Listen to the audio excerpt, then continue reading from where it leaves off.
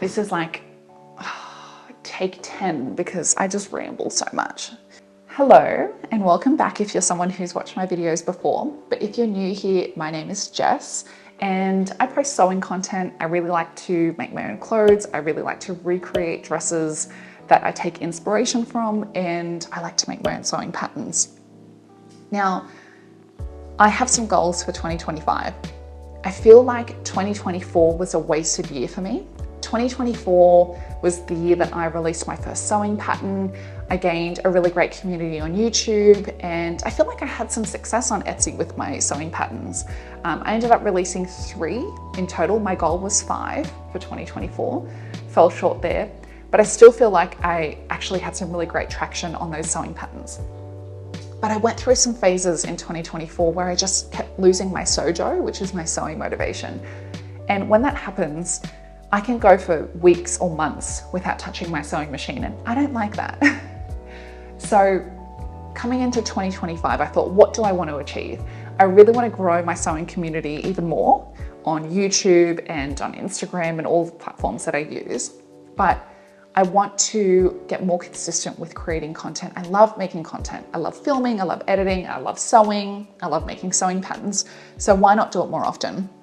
So my goals in 2025 are definitely to be on a more consistent uploading schedule for YouTube. I want to try and get at least like 1 upload a month. If I accidentally don't do that, then don't hold me to it. But I really want to get more consistent. I want to start to upload some series too. So I think it would be really helpful if I'm uploading series about how to start creating sewing patterns, you know, how to make a block, which is the base that all of your sewing patterns will be made from. How to look at a design and figure out what elements you need to add to that block to get it from, you know, your blueprint to that exact sewing pattern. And then also maybe even some series on, okay, you've made your sewing pattern. Now, how do you figure out the order that you put it together? Because a lot of the time when you make your own sewing patterns, there's no instruction manual. It's hard to know what to do next. So I think that that would be some really worthwhile content for me to upload. I think that would be helpful. And I really want to upload some more digital sewing patterns as well on Etsy. Again, my goal last year was 5. I released 3. I am releasing 1 obviously with this video, but I want to do again another at least 5, maybe even 6 this year. So that would be 1 every 2 months, which I think is an achievable goal. So let's see where 2025 takes us. But anyway, we'll get into the main bit of this video, and that is this dress.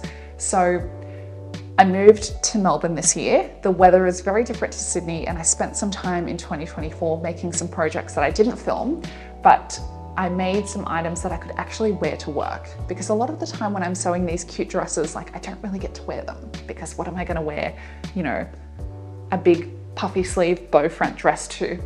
I don't have anywhere to wear that. So I really wanted to make some items that I could wear to work. So the coats that I made were really helpful in winter. Then we started getting into the summer months, and I thought I need some summer dresses.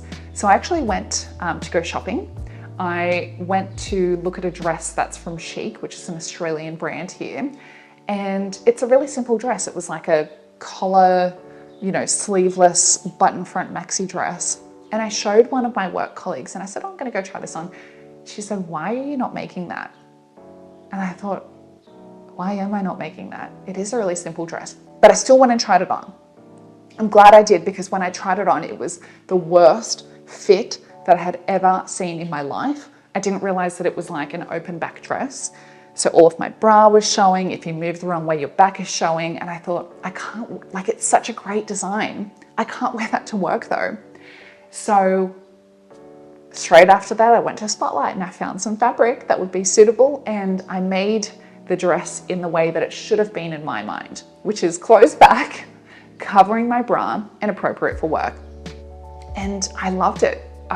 It was the first dress that I sewed on my new industrial Juki. If you've seen this little demon behind me here, she's a powerful girl. I can do a video on that if anyone's interested.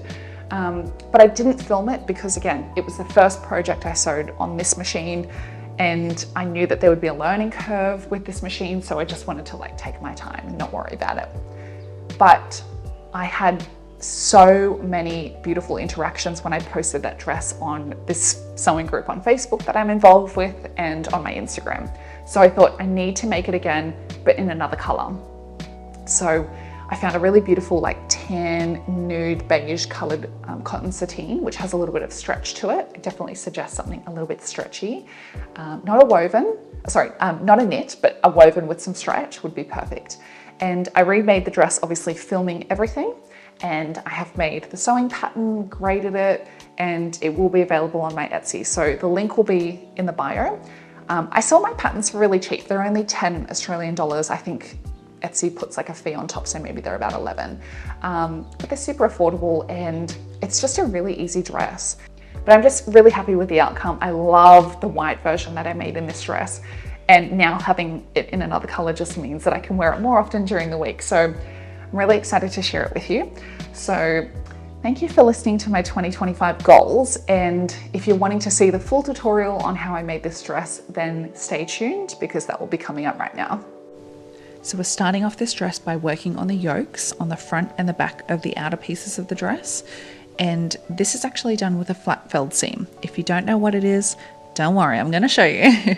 So essentially what we're going to do is align our front piece with the front yoke, and we're going to align them along an edge that is labeled as the yoke edge on the pattern, but we're going to align them with the wrong sides facing instead of the right sides facing.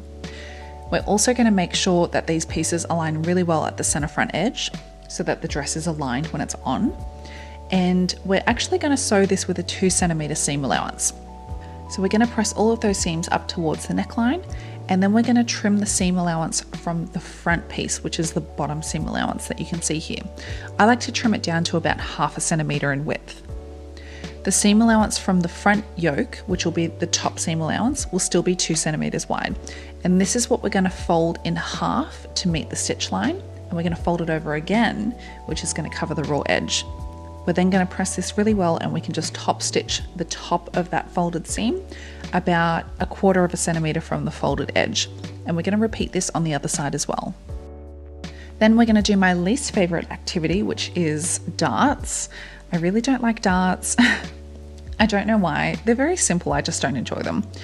But once you've transferred the dart markings from the pattern to the fabric, we're going to fold the fabric with the right sides facing along the dart's center line, and we need to ensure that the dart legs, which are the 2 outer lines that make the dart shape, align perfectly. Once you pin that in place, you're going to start from the widest part of the dart and sew tapering down to the point. Now there's a few ways that you can finish off a dart. You can reduce your stitch length and just do some stitches closer together at the end of the dart to avoid having to backstitch. You can just leave some tail threads and tie them in a knot, but I'm a bit naughty and I decided just to backstitch because I'm also lazy. A tip as well is if you want to avoid pointy darts, it's a good idea to sew a few extra stitches past the point of the dart, as close to that folded edge as you can. This kind of makes the taper of the edge of the dart a little bit softer and the darts won't look as pointy. Sometimes you just can't help it though. After we finish sewing the dart, we're going to press the excess fabric down towards the hemline of the dress. And I don't usually cut this excess fabric down, but we're going to have 2 darts sitting on top of each other, one in the lining and one in the outer fabric. So I decided that I would cut it just to make it look as seamless as possible.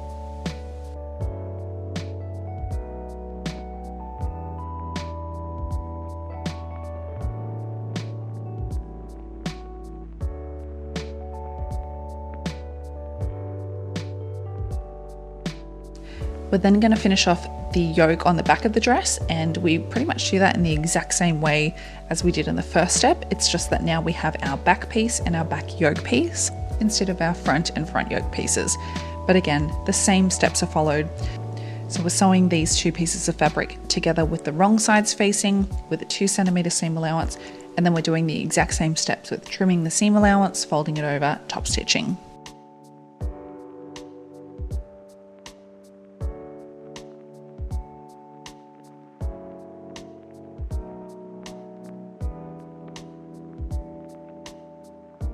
I then went ahead and prepared the waist tie pieces before the next step. So the waist ties are kind of like big rectangles, but one edge will be a little bit smaller. And what we're going to do essentially is fold and press the two long edges and the shortest edge 1/2 centimeter in towards the wrong side of the waist tie. And then we're going to fold it over again another 1/2 centimeter. And this is going to hide the raw edge. So again, we're going to do this on the two longest and the one shortest side. We can then top stitch around all of those folded edges about 1 to 2 millimeters from that folded edge, and we'll repeat for the other tie. Now don't worry if when you're stitching it starts to look a little bit wavy. The reason why mine is doing that is because I have cut these ties so that they're parallel to the direction of greatest stretch in my fabric, so that I have really nice stretchy waist ties, and all it needs is a good press. After you stitch it, it'll go back to normal.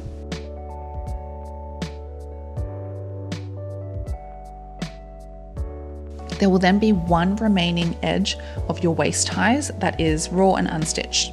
And this is the side that we're going to pin to the raw center back edge on the back pieces of our dress. And we're going to pin this with the wrong side of the tie facing the right side of the center back dress. So essentially both the dress and the tie have their right sides facing up to the ceiling. Once they're pinned in place, you could decide to stitch along these if you want them to be extra secure. It's probably a good idea. I didn't because I'm lazy. But what we're essentially going to do is align those two straight center back seams, right sides facing. We're going to stitch them with a 1 centimeter seam allowance. And then your waist ties are actually going to be secured in between that seam. I suggest to then overlock this seam. The reason why is that you will still be able to get to this seam inside the dress. It's not going to be completely enclosed, and I just don't want to deal with any fabric unraveling. We're then going to connect the front and the back pieces of the outside of the dress by the side seams and the shoulder seams. We're going to pin these with the right sides together, and we're stitching with a 1 centimeter seam allowance. And again, I suggest to overlock these seams as well.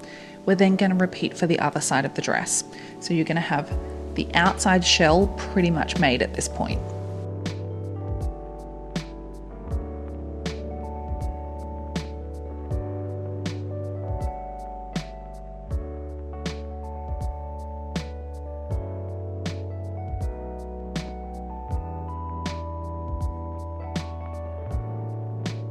Next, we're going to close the darts on the front lining pieces the same way we did as our outer pieces.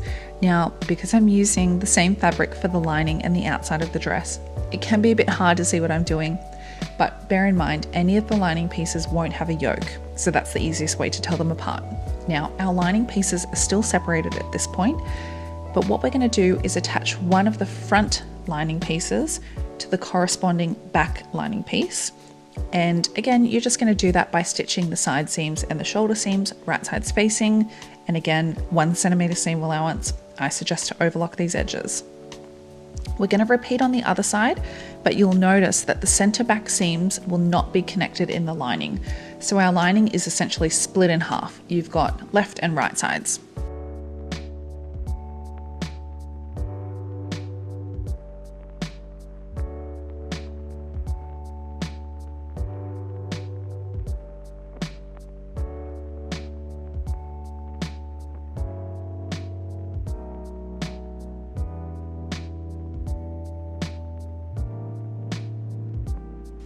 Now this is the part that can start to look a little bit confusing. We're going to lay our outer dress shell out on the table, and you want all of the right sides facing up towards the ceiling. We're going to take one of the lining pieces and you're going to lay it on top of one side of the outer dress shell, right sides facing. So of course you have to kind of make sure that you're choosing the right side here. But the way that you're going to know that you've done it right is that the center front seams and the arm's eyes will be aligned, because you're going to be choosing the correct sides. We're only going to be stitching around the arm's eye though, so we need to ensure that the shoulder and the side seams on both the arm's eyes are aligned. That's between our lining and our outer fabric. We're going to pin them together, stitch that with a 1 centimeter seam allowance, and then overlock the edges. And then you're going to repeat for the other side. So at this point, we've essentially got our outer shell of the dress made. Our lining is attached only by the arm's eye, and the center back of the lining is not connected at all.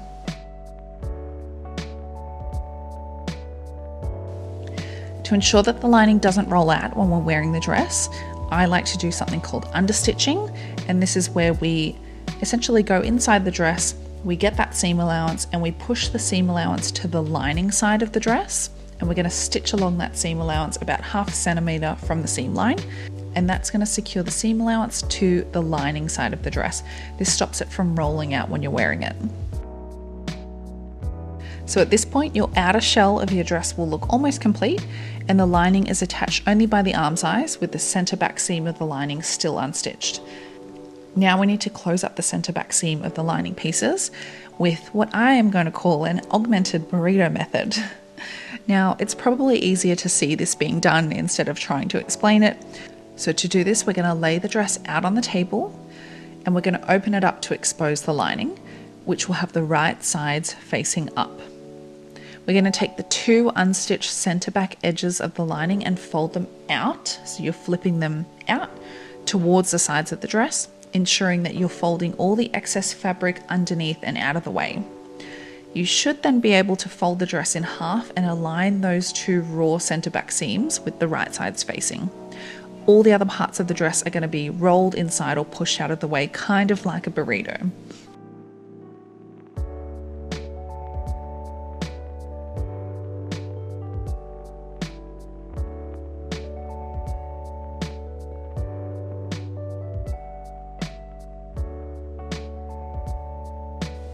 We're going to stitch down that centre back seam with a 1 centimetre seam allowance and overlock the edge. Now this is where, oh God, I had to cut out so much footage of this because I couldn't get it back to being right sides out, but you will be able to turn the dress right sides out. And if I go back in memory, I think the easiest way is if you either go through the neckline or if you go up through the hemline. I don't know what I was trying to do here. It took me forever, but I promise you'll be able to turn the dress inside out. It's just really hard for me to explain how you do that, but you will be able to do it, I promise. And at this point, the dress is looking much, much further along. So all we really need to do is the button placket, the hem, and the collar. So we're almost there. So before we hem the dress, it's really wise to let the dress hang for at least 24 hours. We're not working with a circle skirt in this dress, so you don't get a ridiculous amount of stretching in the hem, but it is an A-line skirt. So it means that there's some parts of the hem that are going to stretch because they're cut with more bias. So again, always a good idea just to let the dress hang. You can trim it if you need to. Mine was pretty good. I didn't really need to trim it too much. Once you've neatened up the hem, if you feel you need to, we're going to hem the lining layer. So what we're going to do is create a row of stitching 1/2 centimetre from the raw edge, and we're going to use this stitch line to fold and press the raw edge of the lining hem in towards the wrong side of the dress. The reason why I've done this row of stitching is as soon as you have a hemline that is not completely straight, it's really hard to fold that hemline in perfectly by hand.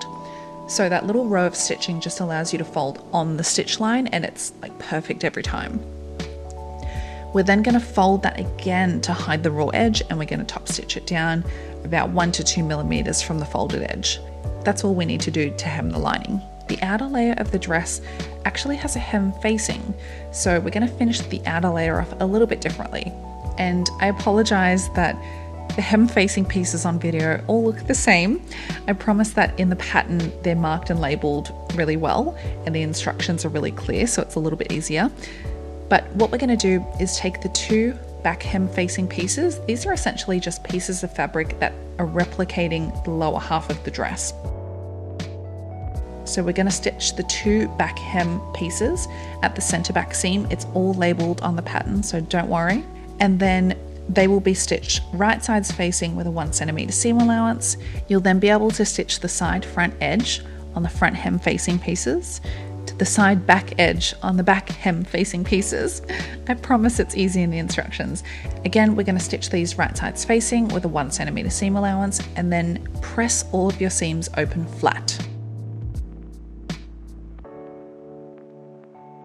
Before we attach the hem facing to the hemline, we're going to create a row of stitching 1 centimetre from the top edge of the hem, and we're going to use this as a guideline to fold and press the top edge in towards the wrong side of the hem. And you can see with the way I've oriented the hem here, which side is the top and which side is the bottom. Then we're going to lay our dress out flat on the floor, or if you have a table big enough, use that. My table is really big, but not big enough for this whole hem. But you need to make sure that the hem of your dress is as flat as possible for this step. We need the right sides of the fabric facing up. The lining should be folded completely out of the way so that you don't accidentally pin it. We're going to lay our connected facing pieces right sides down so that the side seams and the center back seams are aligned with the matching seams on the hem of the dress. The unpressed raw edge of the facing, so the side that we did not just fold down in the previous step, is going to be aligned with the raw edge of the dress hem. We're going to stitch with a 1 centimeter seam allowance from the raw edge along the whole length of the hem. We're then going to fold and press the hem facing out away from the dress, and then we will fold and press the hem facing up and into the wrong side of the dress. So now the wrong side of the hem facing is going to be married up to the wrong side of the outer shell of your dress. We can then pin this in place to keep it nice and sturdy, and we're going to stitch 1/2 centimeter from the folded edge of the facing. Now I wanted to add some decorative top stitching, just like the inspiration dress. So to do so, I sewed another row of stitching 1/2 centimeter below that row that we just did. And then for the lower edge of the hem, I did top stitching 1/2 centimeter from that folded edge and another 1/2 centimeter up from that. So we've got 2 rows of stitching with 1/2 centimeter distances between. To prepare the button placket, we're going to mark 0.75 centimeters in from the edge. We're going to fold and press this in towards the wrong side of the placket. We can then repeat for the other button placket piece. Before attaching this to the center front of the dress, we need to align, pin and stitch along the center front of the outer and lining layers. So essentially what we're doing is attaching them together. It makes it a lot easier to attach our button placket, but we need to make sure that we've aligned it really well. So I'm aligning mine from the neckline down, but we need to make sure that the lining overlaps the hem facing on the inside of the outer layer of the dress at the center front edge. It should overlap by about 1 centimeter or so. We're going to stitch along this edge with a 1/2 centimeter seam allowance and repeat on the other side of the dress. What that's done is it's just going to make our next step much easier and much cleaner.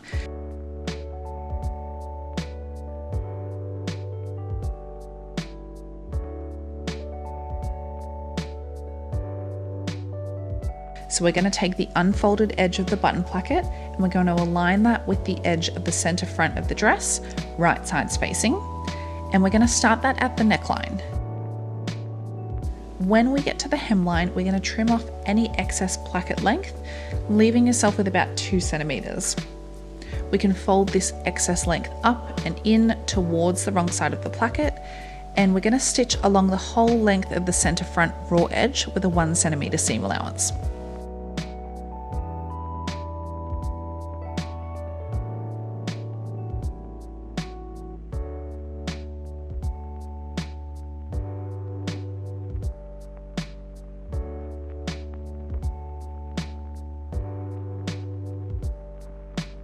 We can then press that placket open and away from the center of the dress. We're then going to take that edge that we folded a few steps ago on the button placket and we're going to fold that towards the inside of the dress. That folded edge should sit just over the stitch line that we just made. You want it to overlap by about 2 or 3 millimeters. From the front of the dress, we should be able to pin in the ditch, which is essentially where the placket meets the dress. And we should be able to flip this over and check on the inside to ensure that we've caught the placket with the pin. Continue doing this along the whole length of the button placket. We can then do what we call stitch in the ditch, my favorite, to close the placket. And this is where we're stitching from the front side of the dress in that seam line where the placket and the dress meet. The stitches will catch the folded edge of the placket underneath, and this is going to secure it closed. When we get to the bottom of the placket at the hem, leave your needle in the down position, pivot your dress by 90 degrees and finish the stitches by stitching along that folded edge and stop about 1 millimeter from the placket edge.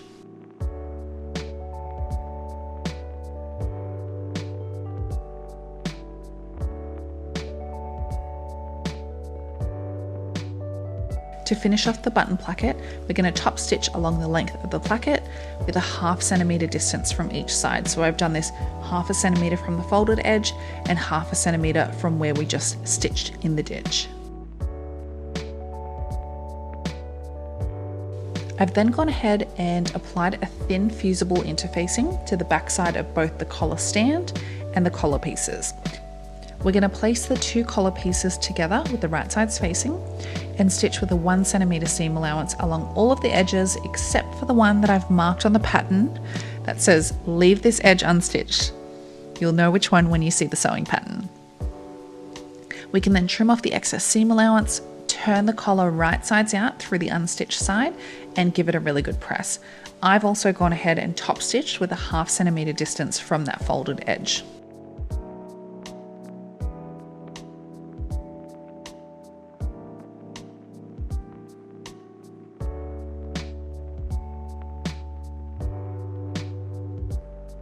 Now for the next step, I have marked the center point along the unstitched edge of the collar and the center point of the two collar stand pieces.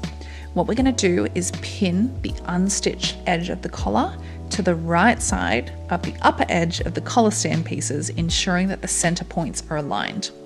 We'll then place the other collar stand on top, right sides facing the collar. So essentially what you'll see is those two collar stand pieces are facing each other, but the collar is in between, with all of those edges really neatly aligned at the top there. We're going to pin and stitch along that edge with a 1 centimeter seam allowance, but I like to leave a 1 centimeter gap at each end. You'll see here where I'm pointing them out, and the long straight edge of the collar will be unstitched. So the edge that has no rounded corners will be completely unstitched.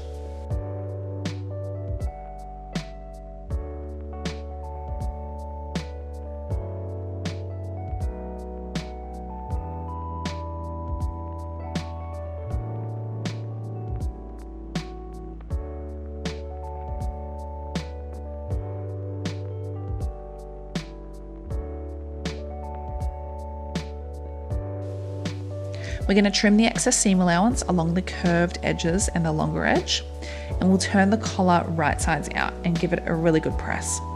What we're then going to do is mark a line about 0.75 centimeters in from one of the raw unstitched collar stand edges, and we're going to fold on this line and press this up in towards the inside of the collar stand. This folded edge will actually be the inside of the collar stand, so the side that's touching your neck when you're wearing the dress. We're then going to pin the opposite side of the collar stand, so the side that we have not pressed, along the neckline of the dress, including the length of the button placket. So the right side of that unfolded edge of the collar stand will be facing the right side of the outer neckline. Again, it could have been made easier if I stitched the lining and outer neckline together to make it more sturdy before I went and did this, but again, I'm a little bit lazy. We're going to stitch along the edge of the collar stand with a 1 centimeter seam allowance.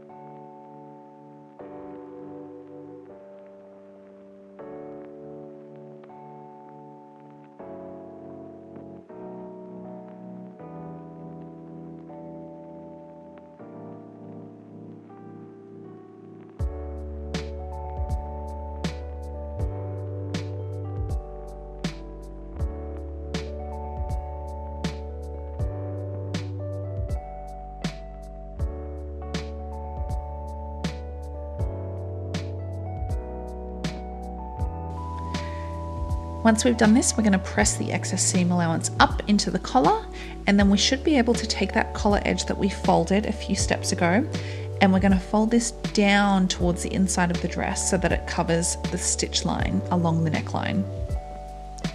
Again, we're going to stitch in the ditch. So from the outside of the dress, we should be able to pin in that ditch where the collar stand meets the neckline, and we're going to check on the inside of the dress and make sure that we've caught that folded edge of the collar stand with the pin. Continue along the whole length of the collar. This then allows us to stitch in the ditch to close the collar stand. So again, we're going to stitch right in that spot where the outside of the dress meets the collar stand, so it should be invisible. And these stitches will catch the folded side of the collar underneath. Now we're on to the final steps, I promise. So we need to mark and make our buttonholes along one side of the button placket. So I have included a suggested buttonhole placement. However, you can put your buttonholes wherever you like. Now in the first version of this dress that I made, I actually did 10 buttonholes and 10 buttons, and that's what I wanted to do with this dress, but for some reason, one of the buttons that I purchased has just disappeared into thin air, so I did 9. I've just used the buttonhole setting on my Singer to make the buttonholes, and then I've gone ahead and cut them open with a buttonhole cutter, and I also like to put some phrase stop on them as well. This just stops all those little bits of, fabric coming out once you've cut them. We can then pin our placket with the buttonholes on top of the other placket that's bare at the moment, and we can use this to mark the placement of our actual buttons, and then we're going to hand sew them on to finish, and we're all done.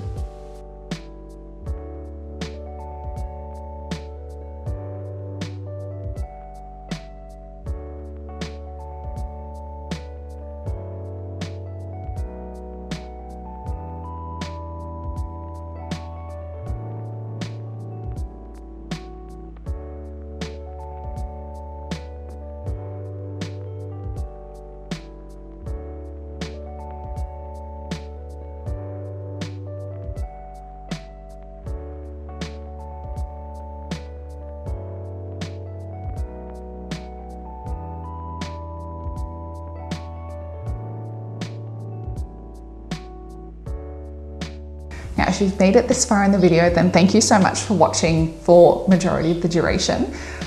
Again, this year I really want to focus on more and better content. So if anyone has any suggestions on what they would like to see, or if they have seen me do something in a previous video and would like me to make a video on that specifically, then definitely put your recommendations in the comments below.